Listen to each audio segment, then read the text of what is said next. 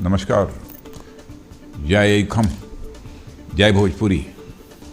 हम आशा करतानी कि राउर घर परिवार और बाल बच्चा सभे ठीक होई। बहनों भाइयों, मेरी बहुत इच्छा थी कि मैं सोनितपुर की पवित्र धरा पर आप सबके बीच मैं आऊं, लेकिन कुछ कारणों से ऐसा संभव नहीं हो सका। मैं फिजिकली भले ही आपके बीच उपस्थित न हो पाया, लेकिन डिजिटली आप सबके बीच उपस्थित होने का मुझे अवसर मिल रहा है और इस बात की मुझे बेहद खुशी है। और अखिल असम भोजपुरी परिषद के छठे त्रिवार्षिक केंद्रीय अधिवेशन के अवसर पर मैं आप सभी को और असम के भोजपुरी समाज के सभी बहनों भाइयों को ढेर सारी हार्दिक बधाई देता हूँ। साथियों, असम का पूरा क्षेत्र अपने इनक्रेडिबल नेचर ब्यूटी के लिए जाना जाता है।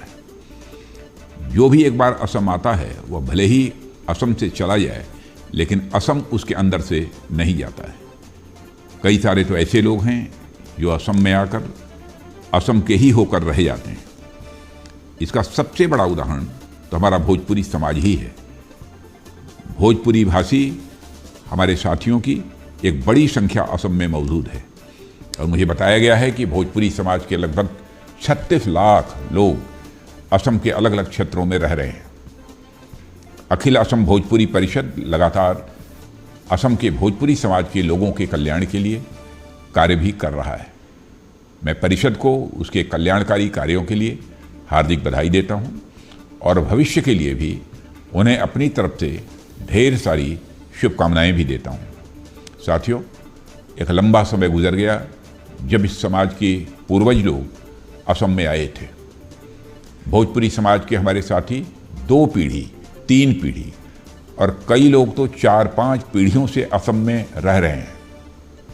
आप भले ही वर्षों से भोजपुरी के मातृ स्थान से दूर हैं, लेकिन आपके दिल में आज भी भोजपुरी की महक वैसी की वैसी बनी हुई है।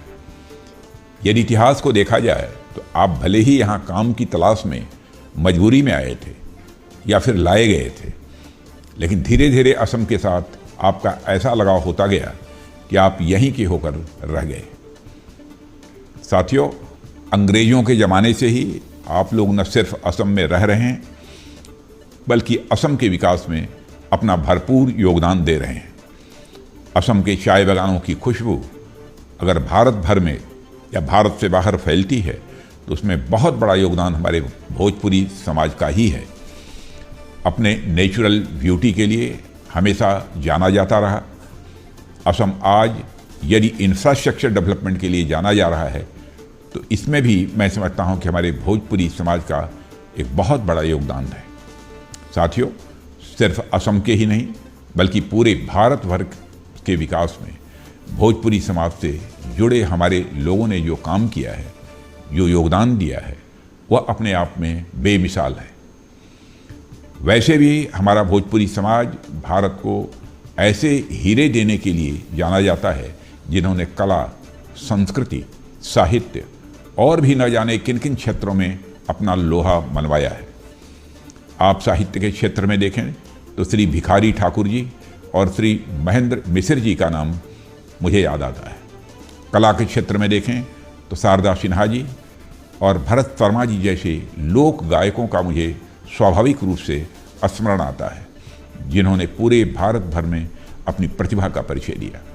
और अभी आजकल मैं कभी कभी सुनता हूँ, हमारी एक बिटिया है मैथिली ठाकुर, वह भी भोजपुरी भाषा को एक अलग ही ऊंचे स्तर तक ले जा रही है। इतिहास से लेकर वर्तमान तक हमने भोजपुरी समाज से आए हुए ऐसे अनेक पर्सनालिटीज़ को देखा है जिन्होंने पूरी ऊर्जा के साथ देश के सामाजिक, सांस्कृतिक व साहित्यिक विकास में बहुत ही महत्वपूर्ण भूमिका निभाई है।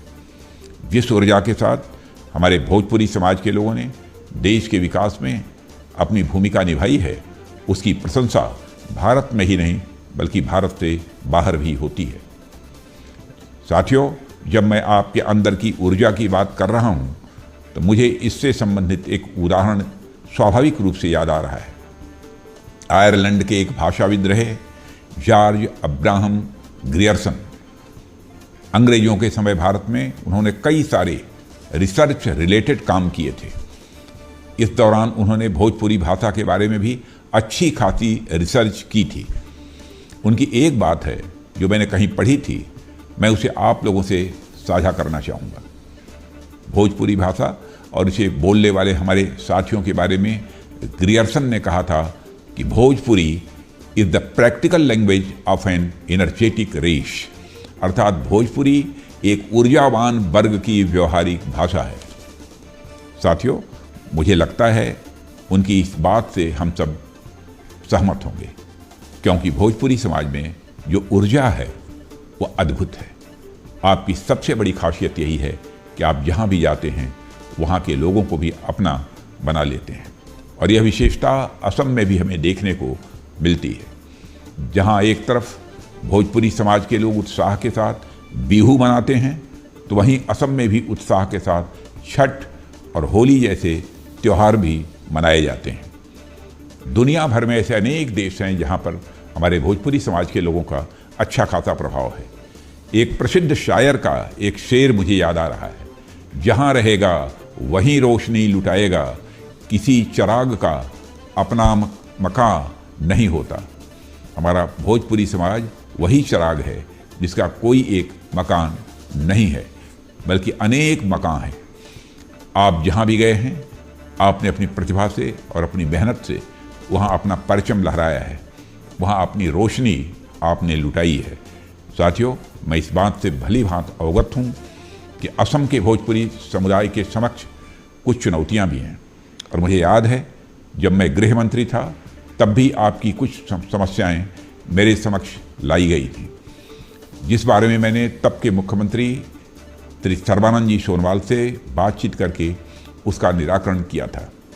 मैं आपको फिर से आश्वस्त करना चाहता हूं कि आपकी जो भी समस्याएं हैं, उन समस्याओं के प्रति केंद्र सरकार और असम सरकार बिल्कुल गंभीर है, और आपके समक्ष जो भी चुनौतियां हैं, हम उसका निराकरण करने के लिए पूरी तरह से प्रतिबद्ध हैं। असम के विकास में हम सब मिलकर एक साथ कार्य करेंगे, और मुझे विश्वास है कि आप हमेशा की तरह आगे भी असम को अपनी आई मानकर, अपनी माता मानकर, और खुद को भोजपुरी भाषी असमिया मानकर असम समेत पूरे राष्ट्र के विकास में अपना योगदान देते रहें। और मैं यह भी आपको आश्वस्त करना चाहता हूं कि हमारे असम के मुख्यमंत्री श्री हेमंत जी विश्व शर्मा एक बहुत ही डायनेमिक चीफ मिनिस्टर हैं, गतिशील व्यक्तित्व के मुख्यमंत्री हैं। आपकी समस्याओं का समाधान करते ही होंगे, लेकिन भविष्य में भी यदि कोई आपकी समस्या आती है, उनके समक्ष आप रखेंगे तो निश्चित रूप से वह इसका समाधान करेंगे। यह मैं आपको आश्वस्त करना चाहता हूँ। आप सभी का बहुत बहुत धन्यवाद। नमस्कार।